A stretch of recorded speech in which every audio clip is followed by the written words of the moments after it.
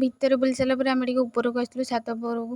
ତ ଦେଖିପାରୁଥିବେ ଏଠି ଏତେ ଗରମ, ମୋ ଝାଳ ପଡ଼ି ମୋ ମୁହଁ ଅବସ୍ଥା ଖରାପ। ତ ଏଇଠି ଶ୍ୟାମା ଠାକୁରାଣୀଙ୍କ ମନ୍ଦିର ଥିଲା।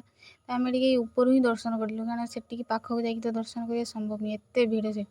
ତ ଏଠି ବି ପ୍ରବଳ ଭିଡ଼, କେଉଁଠି କମ୍ ନାହିଁ, ସବୁ ଗୋଟେ ଭିଡ଼।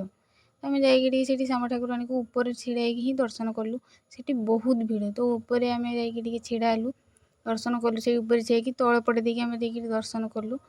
ଦର୍ଶନ କରିସାରିଲା ପରେ ଏଇଠି ଦେଖନ୍ତୁ ଚାରିପାଖେ କେମିତି ଅନ୍ଧାର, ପୁରା ଅନ୍ଧାର। ଉପରେ ଭିତରେ ସେମିତି ଲାଇଟ୍ ସିଷ୍ଟମ୍ ହିଁ ନାହିଁ, ଏମିତି ବାହାରେ ଅଛି, ଏପଟେ ଟିକେ ମଝିରେ ଟିକେ ନାହିଁ।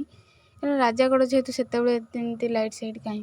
ତାପରେ ଆମେ ତଳକୁ ପଳେଇ ଆସିଲୁ। ତଳକୁ ଆସିଲା ପରେ ଦେଖନ୍ତୁ ତଳେ କେମିତି ଲୁକ୍ଟା ଆସୁଛି, ବହୁତ ସୁନ୍ଦର ଲାଗୁଥିଲା। ଏତେ ଲୋକ ବି ଆସିଥିଲେ, ବହୁତ ସୁନ୍ଦର ଲାଗୁଥିଲା। ତାପରେ ରାଜାଙ୍କର ସେଇଠି 7ଟା ଶିବ ମନ୍ଦିର। ରାଜା ଯେଉଁଠି ସକାଳୁ ଉଠି ଗାଧେଇକି ଶିବ ମନ୍ଦିର 7ଟା ଦର୍ଶନ କରୁଛନ୍ତି, ସେଇଠି ଶିବ ମନ୍ଦିର 7ଟା।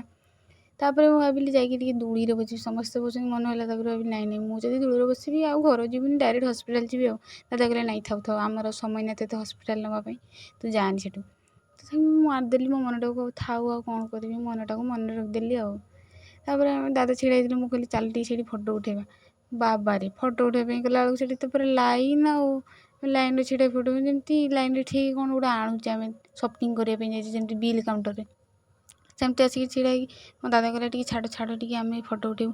ଏଠି ତ ବସିଛନ୍ତି ଲାଇନ୍ରେ, ଦେଖିପାରୁଥିବେ ଆପଣ ମାନେ ବସିଛନ୍ତି ଏଇଠି। ତାପରେ ମୁଁ କହିଲି ଆଉ କ'ଣ କରିବି, ସେଠି ଛାଡ଼। ମୁଁ ଛିଡ଼ା ହେଲି, ତାପରେ ଜଣ ପରେ ଜଣେ ତାଙ୍କର ଏମିତି ଚାଲିଛନ୍ତି ଆଉ। ମୁଁ କହିଲି ଛାଡ଼ ଏଠୁ ପଳେଇ ଆସିକି ସିଡ଼ିରେ ଦେଖିଲା ବେଳକୁ ଏତେ ଭିଡ଼, ଦେଖିପାରୁଥିବେ ଏତେ ସରୁ ରାସ୍ତା, ସେପଟେ ଜଣେ ଏପଟେ ଜଣେ ହିଁ ଯାଇପାରିବ। ଅଧିକ ଲୋକ ଗଲେ ମରିବେ, ଚାପିକିନା ମରିବେ। ତାପରେ ବାହାରକୁ ପଳେଇ ଆସିଲେ, ଏପଟେ ଟିକେ ଲାଇଟ୍ ଲାଗିଥିଲା। ତ ଭାବିଲି ଯାହା ହଉ ଟିକେ ବଞ୍ଚିଗଲି, ଭଗବାନ। ଏମିତି ଗରମ, ଏମିତି ଝାଳ ବୁଡ଼ୁଛି, ଇଏ ଯାଉଛି ପୁରା ଯେମିତି ଗାଧେଇକିନା ତା ଭିତରୁ ଆସୁଛି।